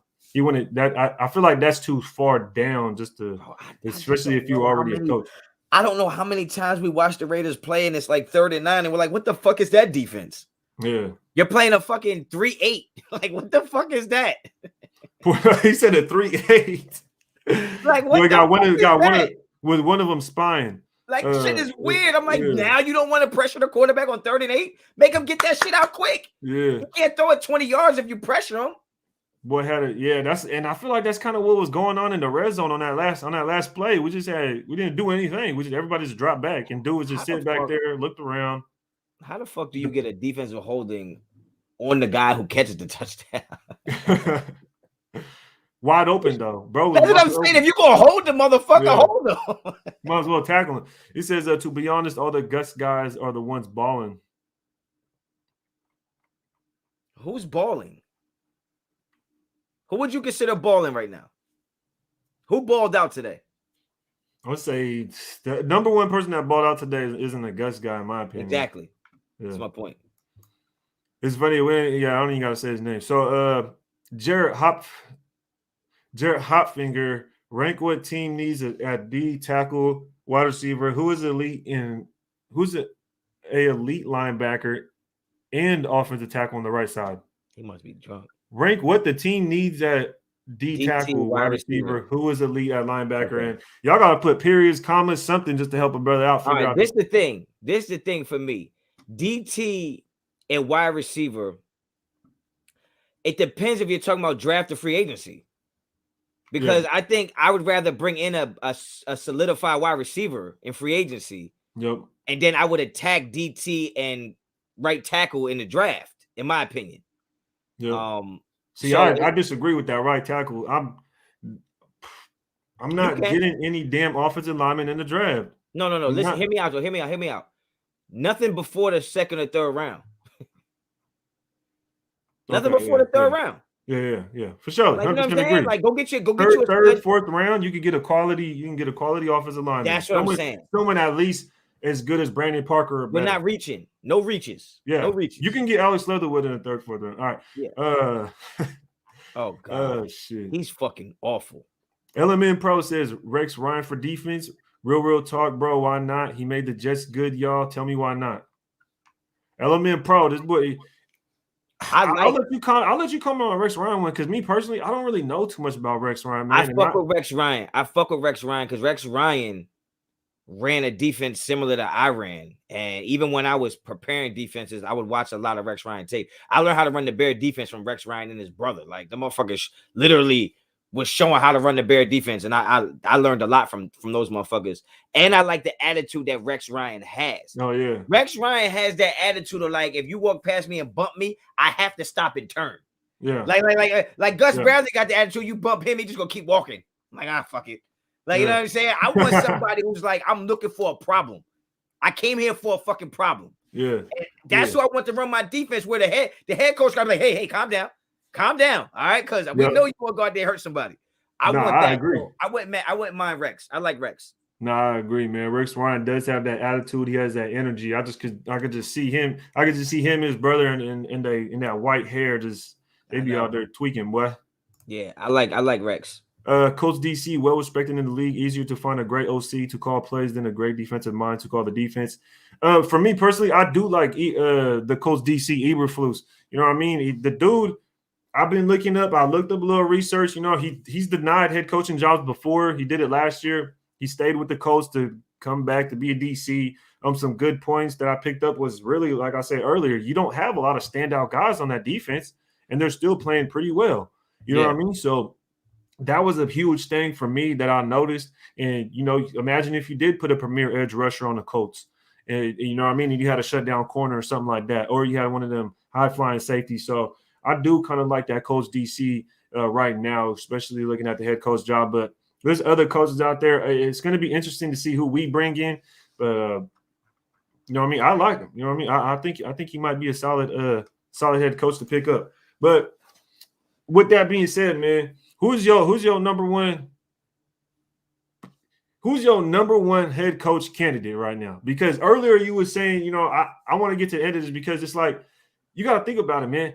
What are we basing it off of almost? Because the guys that a lot of people are talking about, they don't have head coaching experience.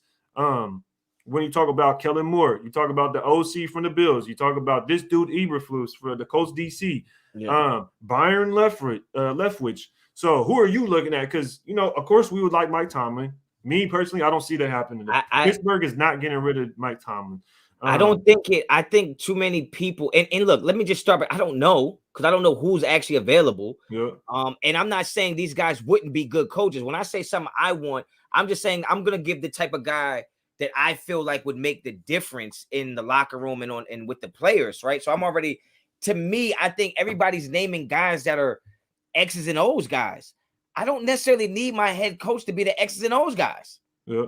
I need the head coach to be to have the final word and have the most impactful voice in the building, in my opinion.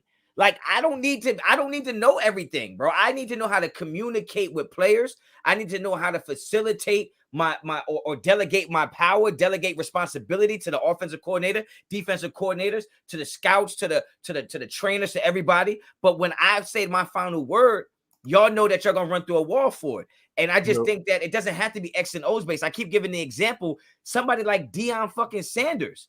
Like, he's changing a whole program in Jackson State. He didn't have no experience with fucking nothing. He was coaching high school.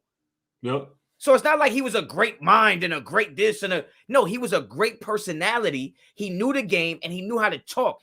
It's like comedians have perfect timing. They're witty. They know what to say, when to say it. My head coach has to know what to say, when to say it, to get me to do my job the best. And I don't know if we've heard every candidate that has that quality yet. Brian Leftwich look like he don't even fucking talk. So like, I don't know if he's going to be the guy, but it has to be somebody who has a personality bigger than football in a sense. The football guys are the guys that have to design plays and run plays. I need a coach that's just to get in front of the cameras. I need a coach that'll tell you to shut the fuck up when you need to shut the fuck up. I need a coach that when it's time to get to work, he wants to roll up his sleeves and get to work. It don't have to be. It's the same way I like my politicians. They don't have to know all the fucking world foreign leaders and shit like that. They need to know how to run certain shit around here and make me be able to feel secure in what I'm doing. That's the same way my coach has to be. He has to give me the confidence that I can do more than I thought I can do. That don't got shit to do with X's and O's. So to me, that's what I'm looking for in a head coach. That's what I'm looking for. Hell yeah. Y'all heard it. Y'all heard it. Make sure y'all hit that like button. Welcome to this exclusive world premiere of the first post game with Raid and Honcho. Y'all heard it. Y'all heard it. First post game with Raid and Honcho. Yes, sir. We're gonna have to do these more often, bro. Yeah, for surely. Make sure y'all hit that thumbs up button, man. Tell them where to find you at right here. Let them know what it is, man. What, you about to bounce? No, I'm just, you know what I mean? We got over 450 people in the building, man. Hey, look, man, you already know what it is. It's Mr. Get the Strap. Okay, you can hit me up on Instagram and Twitter. Both are at Raid and Honcho. Check out raidandhoncho.com. Get you some of that merch. You won't be disappointed. It only takes 17 months to get it. But when you get it, it's going to be hot. It's going to be fire. But that's what it is, man. Yep, they sending that thing right out of Afghanistan. All right. Yo, you ain't shit, bro. That motherfucker authentic, straight from the spot. All right, Cruise Control says someone profound and with Moxie agreed, Hunch. And you know, I said it. You know, people was kind of like, oh, you're tripping. I like the dude Dan Campbell personally, that coach for the Lions. I feel like that dude. I feel like he got the attitude. He got that presence. That motherfucker look like a grown man. Let's put it that way. You know what I mean? He ain't gonna take no shit. You know what I mean? He'll say what he got to say when you know what I mean? He'll take a loss on the chin. So it's, you know what I mean? So I kind of want a coach like that personally, but at the same time, I like what you're saying. You know what I mean? We need somebody with that grit, with that personality that will speak up. You know what I mean? Get in front of that media and, you know what I mean? Have a little bite to him. So that's definitely what I want myself. But that's why I asked you, who would you think a candidate would be that would do that? Because that's my point. You gotta think, man. This generation ain't the same, bro. This generation ain't the same. Kellen Moore looked like, bro. Kellen Moore, the head coach. Can you take him serious? Can you take this man serious, Kellen Moore? Who? Me? Yes. First of all, I wasn't impressed. I'm not impressed with Dallas's fucking offense. First of all, like, first and foremost, like, you better be at the top of your game if we considering you based on what you're doing right now, right? Yeah. You better be at the top of the shit. But I don't see Kellen Moore being the guy because he looks like he wants to be buddy with. You can't get a guy that's scared of the players. Okay.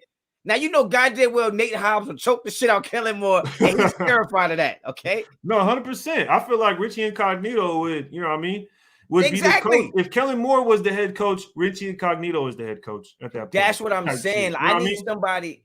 But like I said, a guy that I was saying that didn't have to be him, but cut from that cloth was a Lincoln Riley. Like, that's what I said from the start. I wasn't expecting him to go sign somewhere else right away, but that was the only guy I had in mind because he had that young swag, almost like old boy Cliff from Arizona. Oh yeah, Kingsbury. Like, I don't think of him as a guy that's like super X's and O's. I think that shit, he's probably really not that good at X's and O's, but he rejuvenated that culture there just based on him being, whether it was because how he dressed, whether when we saw what his house looked like, the way he talked, the sunglasses. Sometimes that's what it takes. Like, it's not always the lead singer of the band that's the most popular, right? Sometimes the fucking drummer, because the drummers are just fucking cool people. You know what I'm saying? Like, and I think that's what we need. We don't need a guy that's going to come up there and just say all the right things all the time and be a fucking suit and agree with everything. I need somebody that's willing to go against the grain for his players and somebody that can get the players to run through a wall even when they feel like they can't get out of bed. And that has nothing to do with designing a playbook. And I don't know who has that personality because I don't get to interview them, but I'm just speaking from experience. My most favorite coaches wasn't coaches that, if I had a track coach, wasn't because, he was an all-American track runner. He had to know that I was from a situation where I didn't have money to fucking eat, and he could still relate to me the same way he can go talk to the kids with the 4.0. That's a talented coach. That's what we need on this team, yo. We don't need somebody who's gonna be hanging out and sharing fucking Bible studies with Derek Carr. We don't fucking need that. And I think that's what Kellen Moore would do. Kellen Moore they be over there fucking having a book club and shit. I don't need that. Exactly. That's what I always say when it came to Kellen Moore. You know what I mean? I couldn't take him serious looking on the sidelines and saying that's the Raiders head coach. Couldn't do it. Definitely couldn't do it, man.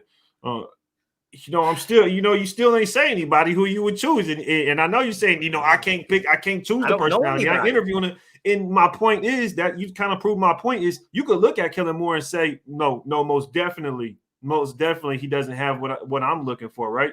So that's kind of my point. Okay, I got you back and you look, it's kind of like Leftwich don't look like that for sure. You know what I mean? He looked like he might bust open a Twinkie with you, and you know what I mean, and share it. And then you got Kellen Moore over on the sidelines. He looks like he could be the assistant offensive coordinator. Nah, but you know who I like? Even though we don't have no chance, I like Eric Bieniemy. Okay. Just because the motherfucker be on the sideline with his shit like that. That boy be on the sideline looking like snowman. That's the kind of shit I'm talking about, bro. I need that type of energy. Like, I don't give a fuck what I look like. I'm out here getting it done. Yeah. That's what I want. No, I hear you. I definitely hear you, man. But I don't know if Eric Bieniemy would end up being the coach. Jared Hopfinger says, sorry, I meant to mean the offseason and draft. Man, you have funny as hell. You meant to mean the offseason. All right, man. I'm gonna learn you something. All right. He said the offseason. Yeah, for sure. The offseason, I think meant to mean is actually one word that's meant. Yo, he said I'm gonna learn you something. That's crazy. Nah, bro. Man. Yo, answer to your question though, bro. I think number one thing we need in all season is a wide receiver. Is that simple? It's a wide receiver, yo. So I'll put it that much. What'd you say? Way. What was it? What'd you answer his question saying? He put a super chat earlier, I believe, and he was asking about what will we need. What's our main priority in the offseason? Offensive line, wide receiver. And what would you want in the draft? And he has something else. They both are the same to me. They both are the same.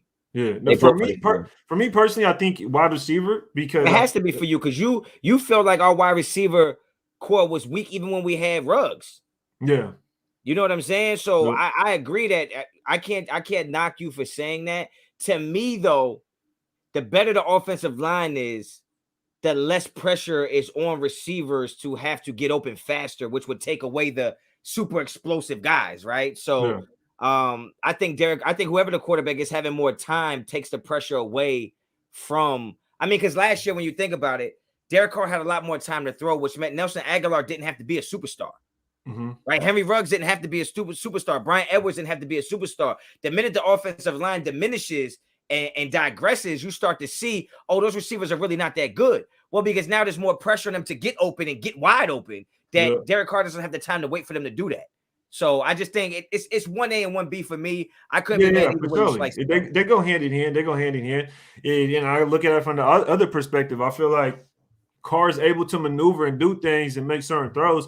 If he has that kind of talented wide receiver to where, the offensive line could potentially look better because those passes that other teams make, like, these dudes will catch Travis Kelce catches the ball for 4 yards and takes it to the damn house. That's what a playmaker does. And this is kind of where I come from when I say we need talent. We need playmakers. Bro, when is the last time we threw the ball 4, 5, 10 yards to somebody and they ran for 30 to 40 yards? You can't remember. It wasn't this year. It wasn't this season. It was Hunter Renfro's rookie year against Chargers. So, you know what I mean? And this is kind of my point is to where I think we need playmakers over offensive line because as long as you put a body in front of somebody and he has the time to just boom, boom, just throw it real quick or whatever decision, then I think because even last year, like you were saying, you know what I mean? The offensive line wasn't that good. The offensive line wasn't good at the beginning of this year, but the difference was we had all of the players that we needed to start, right? Because as the season went on, we started to diminish. We had Waller at the beginning of the season. We had Ruggs. We had Renfro out there too, Josh Jacobs, so people didn't know where we would hit you at. Since we lost Ruggs, we've been 2-5. Last year when we lost Ruggs, I think we only won one game with Ruggs out, and I think he missed 4 or 5 games. Yeah. So I think for me, it's playmaker, 100% playmaker, man. It's like, and you know what? To your point, like because you like normal logic would tell your offensive line would help the running game too, right? But a dynamic wide receiver would force you to not be able to stack the box, which would therefore also help your running game as well, because you wouldn't have to have 7-8 man boxes all the time if you had an explosive receiver on the outside that you might have to delegate 2 people to. You know what I'm saying? So I think a playmaker would definitely help. But to me, an offensive line is like, I think Derek Carr will be more mobile and more have the ability to run more if the offensive line was better, because people don't realize mobile quarterbacks and athletic quarterbacks still need lanes to run, and good offensive lines. Like, you never really see the most mobile quarterbacks be like, yo, my offensive line was terrible, because offensive lines actually create running lanes just the way they do passing lanes. So when you see Michael Vick running and Lamar Jackson running, their lines don't usually rank bottom 5 in the NFL, and that's why they run it all the time. They just can find lanes because you're taught to block a certain way. Like when you're blocking 2 guys or blocking 1 guy, or you got a chip block coming, you block a certain way to give your quarterback lanes to throw it and lanes to step up and run. So to me, I just think offensive line would kill more than it would kill 2 birds with 1 stone, in my opinion. But we need a playmaker on the outside as well. Yeah, I hear you. Pacey Kenyon says, he says your boy is annoying and is so biased against Carr. Look. Don't. First, hold on. Let me take this first. Don't feed off my energy, because Sanjit is a friend of mine. Okay, like Sanjit is a friend of mine. We're talking more about, like, see, y'all saying it personally. I'm saying it like just point of view. Like he, the person, don't make me mad. The point of view makes me mad. You know what I'm saying? So I'm not suggesting anybody come over here and think that you hear me talking about Sanjit and you think it's negative, so then you jump on and talk about Sanjit. That's not how that's gonna rock. You know what I'm saying? Like, I fuck with Sanjit. Yeah, 100%, man. But I appreciate the super chat, bro. But you know what I mean? We all got different we all got different perspectives, and it's funny because, like, I'll go into another content creator's comments or something like that. And I'll say something, whatever the case may be, or I'll be on there, and some people don't really feel you because of your perspective, because of maybe your logic or the way you see the game, or because of the players you like, and then that audience or that base will be like, oh, I don't like that content creator, you know what I mean, because you don't like the same things I like. And for me, it's kind of like, you know what I mean, I don't like that, because we like the Raiders, so we do like the same thing at the end of the day. You know what I mean? When you start to say, I don't like that person because they like this player, then you're putting the players over the team at that point. And that's what I see. That's how I see. You know what I mean? You're literally putting players in front of the team when you choose to not like somebody because they're a specific player. And at that point, that's not the Raider way. You're not a Raider fan at that point. You know what I mean? So that's how I see it. You know what I mean? Yeah, fuck that. Like, shout out Graf, man. He put the super sticker. He in here. So he in here in the chat. I didn't know if that was the real docs or not, yo, because people be out here trolling with that shit. No, I think it's the real Graf, man. He put the super sticker, so I don't think any troll gonna actually put no effort towards that, man. But shout out Graf. You'd be surprised the lengths that these motherfuckers will go. Yo, shout out Graf, man. David Dowdy says, would you draft Jameson Williams in the first round? If he was available, I'm taking him. No. If he's available, I'm taking him. That's the best wide receiver in the draft. If he's available. But it's the value. It's the value, though. Yeah, but where are we going? I guess it depends where we're going to pick. If we pick top 10. There's other receivers you could get 3rd and 4th round that might give you the same production, and then it's not as big a boom or bust. You know what I'm saying? No, I agree. Look, I'm telling you right now, and I know he's coming off a knee injury. I love that boy Pickens from fucking Georgia, bro. Like, that motherfucker is raw, son. Like, and he's gonna be there. Like, he's gonna, and I like what's the other boy from Alabama, Minchie, whatever the fuck his name is. Mm-hmm. Like, he nice too, but he's just a little smaller. He's a little more like Henry Ruggs size. You know what I'm saying? But Jameson is cool. I'm just afraid of drafting fucking receivers at this point. No, so am I. You know what I mean? And I sent you that little clip to where I said, look, I'll take a defensive tackle in the first round, and I'll take a wide receiver in the second round. You know what I mean? What I said. You said, oh, what? But what I But what I said my pick was gonna be. You don't remember? Cornerback. A cornerback. And I feel like, bro, but this is a draft where it's so deep at corner, but we both was right on exactly what this team needs. Like, this team needs a stud wide receiver and a stud fucking corner. Like, there's no way around it. Because you need somebody to catch the ball, and you need somebody to stop the motherfucker from catching the ball. That's the NFL right now. I agree. I agree with you 100%. That's why I know someone had put a comment earlier and they were asking about what position would you take. And I chose out of the three, they asked offensive lineman, cornerback, and then another position I can't remember. And I chose corner. If I had to choose out of those three, I'm picking corner in the first round. I'm not picking offensive line. I'm getting the fuck out of the first round. So I'm getting out of the first round. Unless it's a surefire hit, I'm getting out of the first round. I'll stockpile some later rounds, and that way we don't have the pressure of being a bust. It's just almost like, hey, we got him in the second and third round. Like no matter how Trayvon Merrick played this year, he couldn't be a bust. Like he couldn't. And it's almost like no matter how Alex Leatherwood played, more than likely he was going to be a bust. You know what I'm saying? Like yeah, man. I do know what you're saying because when we drafted him, you know what I mean? I kind of said, I hope he don't reach for this motherfucker, boy. And we hated it. We fucking hated it, bro. Yeah. I mean, we fucking hated it. Call it what you want, man, but I don't know. We need to get rid of Tom Cable ASAP. Pacey Cunningham says, nah, I just came from his live. Good day, good guy, just annoying about Carr, LOL. Yeah, I know, man. Sanjeet, he's when it comes to Carr. I think we gotta say this. Bro. We gotta say, and this don't got nothing to do with nobody's name or nothing like that. The people who look, Derek Carr's in his 8th season. If motherfuckers don't like Derek Carr, they're never gonna like him. Yeah. So you can't be annoyed. Like I'm never annoyed at somebody when I know I just trust them to be them. That's, you know what I'm saying? That's who you are. Like Sanjeet he thinks that we could do better than Derek Carr. I can't really be mad at that. Like, because that's his stance on it. I can't be mad at that. That's his opinion. You know what I mean? I just feel like, you know, we all kind of pander to our base, right? I know what my fan base is gonna like or my subscribers are gonna like. I'm gonna put stuff in there for that, but I can play both sides. And to me, it's like, when you look, this is what I said. This is my example. And I love Sanjeet. I can't wait to tell him this because I was in the chat with the motherfucker. Yeah. So Derek Carr, so we dropped a couple passes, and it was like, wow, the drops need to stop. Derek Carr fumbles, and it's like, wow, Derek Carr fumbles. But the wow was in all caps when it was Derek Carr. And it was all lowercase when it was the receivers. That shit funny to me.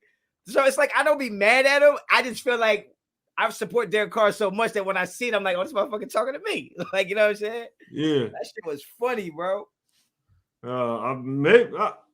You know, man, it's hard to say, man, because like I was saying earlier, look, some people like certain players, some don't, but at the end of the day, man, it is. Now, he don't like, no, he's done enough homework to have the right to have that opinion. Some of y'all motherfuckers don't like Derek Carr because somebody else told you that. He legit doesn't like him because of what he saw, what he studied, what he's broken down. You can't be mad at nobody about that. You can't be like, he's done the work to have that opinion. And if you argue with him, he'll argue with some facts. Yeah. Some of y'all arguing and just be like, small hands. I'm like, what the fuck? Yo, it's crazy because that boy Kenny Pickett, he got smaller hands than Carr, bro. Carr hands is 9.5. Kenny Pickett is like 8.5. Kenny Pickett look like he got really, really miniature hands, yo. I don't know. I don't know. That boy got someone else's hands. Boy. White Tyson. I just don't think I think drafting a quarterback right now would be a waste of a pick. And I see my man Raider Scout, man, and everybody know I love Raider Scout. He was one of the people that was on the draft show for like every day, and like that shit was some of the best shows I've had. But it's just like at this point when they're asking him what we should draft, and he lists quarterback in there, and it's like, why do we need to draft a quarterback? Like, even if we get a quarterback, the chance of him being better than Derek Carr is like it's slim to me at this point. Well, let me get to this. Why not sign a wide receiver one in free agency? Which I want to do. I think we have to do that. I don't want a rookie wide receiver one. Nasty. And draft a wide receiver in the first. Garrett Wilson with a Chark and Renfrow and Waller. All of a sudden we scary on I don't mind getting a wide receiver in the first. I wouldn't want to. I've already said what I want to do. But as far as I don't think Chark would be that number one in my opinion. I feel like Chark would be that number two, or that young prospect with a real high ceiling. I think he's saying Garrett Wilson would be the number one. You said what? I think he's saying Garrett Wilson would be the number one. Chark would be two, and Renfrow would be slot, and Waller would be tight end. Nah, he said why not sign a wide receiver one in free agency? And then draft one in the first. And who the hell you gonna draft? He said Garrett Wilson. Ain't that the boy from Ohio State? Yeah, but that ain't your wide receiver one. Shit. That's what he said. He said wide receiver one in free agency. Oh, okay. Yeah, So he's see what he's saying? okay. I see what you're saying. I thought you were That saying boy, Derrick that boy Rose not good enough dyslexia to be a kicked in number or one. something. That boy was like one. Was seen too many ones or something. He wasn't sure what was what. Bitch, you crazy if you think I'm reading this shit. I'm just listening to you. That boy seen the Matrix when he seen all them ones. He said, Alex Pearson says, why Barber better than Jacob? That's because I think it's because they first of all they have two different running styles. And when you run a zone scheme, it's usually you're either gonna bounce it, cut back, or you're gonna ram, right? That's usually how we teach our zone running. Jacobs is more of a cutback. He's more of a cutback. So he's going to try to go wide and then cut back, or he's going to start inside and cut out. Peyton Barber's more of a he's not cutting until he gets a second level. He's gonna cram it to the smallest area and he's gonna find somewhere to fit in. I just think Jacobs is looking for something that isn't there. And Barber's just running to daylight. He's just running to daylight. I see a little bit of daylight, I'm running to it. You want to get in the way, go ahead. I think Jacobs is looking for something, and it's not developing fast enough for him. No, I agree. That's why I want Barber kind of in that mix because I feel like he's just gonna hit it. He's just there. He's just gonna hit it. You know what I mean? If he only gets a few yards off of it, he's gonna turn that 2-3 yards into probably 4 or 5 yards because he's just going full power. Jacobs used to run like that though, and Jacobs was the power back at one point. Yeah. Y'all have a blessed night. Yes, sir, brother. Appreciate it. Wait, I'm gonna put together another live. Said I'm gonna put, I'll tap in. For sure. I would say to send me the link, but man, hey, Graf, no, I be about to be asleep on this bitch. Because it's about to be 10 o'clock. We've been on here for an hour 45 minutes, y'all. Make sure y'all hit that like button, man. You already know where to reach Raid and Honcho on Twitter, YouTube, Instagram. You already know what it is. Make sure you follow me on Instagram, YouTube, same thing. Make sure to subscribe. Raider Queen says we need a solid DF and a wide receiver. I think DT. Yeah, most definitely. But man, you got anything left that you really have on your mind about the game that you really wanted to make a point of emphasis on, man? And make sure y'all rate that like button, Raider Nation. Listen to the boy Arkham Raider. He know what he talking about, man. Rate the like button. Hit the subscribe button if y'all new here. Appreciate everybody pulling up. Yo, we coming off a dub. It wasn't the prettiest thing, but we got a dub, man.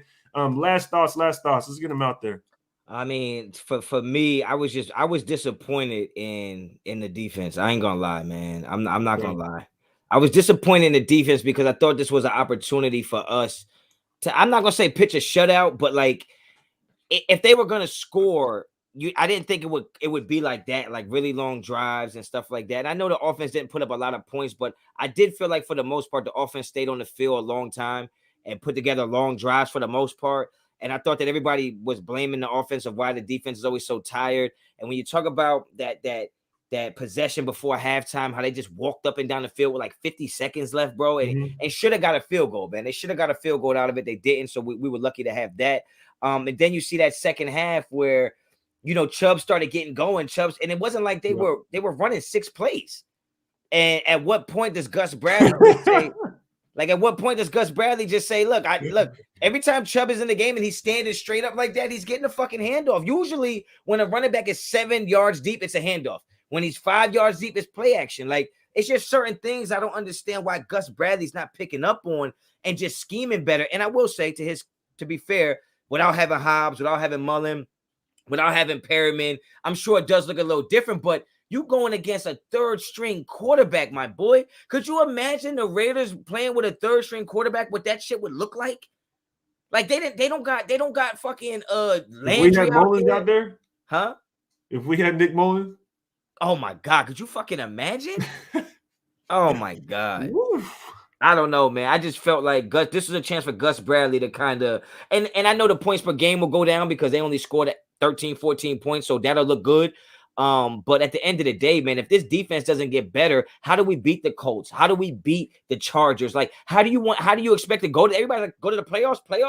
Who the fuck are you gonna beat in the playoffs if you can't barely beat fucking Mullins and the Browns where they got 19 players out? Yeah, I was disappointed in that defense, man, honestly. And you think about it, man, there's teams out there that are doing some crazy stuff. And now I'm talking about the Saints and the Bucks game, bro.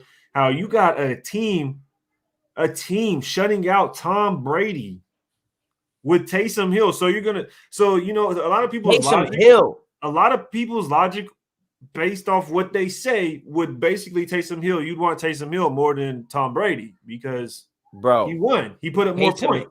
Bro, they beat the Buccaneers with a fullback playing quarterback. I can't believe it. They got a linebacker out there at the quarterback. I can't believe it, yo. I can't believe it. But I am happy we won.